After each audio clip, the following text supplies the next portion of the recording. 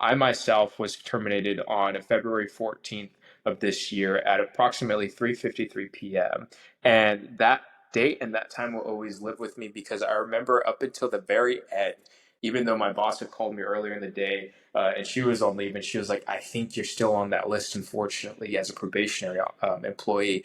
And I just remember feeling so frustrated, not necessarily because I was going to lose my health care or my dental or my vision, but because the work that I was doing, and at the time I was answering congressional inquiries, fast tracking grant funding for small local nonprofits that were taking mortgages out to cover the costs that that grant was supposed to cover. I was working with members of our congressional offices to help support grantees that had never had federal funding, and this was going to be their opportunity to really serve their communities, right? And I mean, these grants, they covered everything from potholes all the way up to repairing of bridges. And in, like, for example, in the Midwest and in the southern area, people were using these fundings to update their levee systems, their pump systems to help prevent flooding during flood season.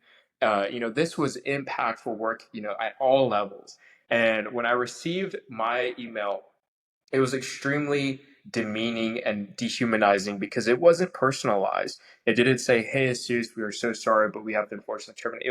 It was like a robot typed out this message and attached and BCC'd all of the probationary employees and just sent it out. It identified a performance issue, even though my most recent performance evaluation came back as exceeds fully successfully, right? So there was no basis for any of the accusations being made in these, blanketed unpersonalized letters. And I think that to add insult to injury, it was on a Friday at 3:53 p.m.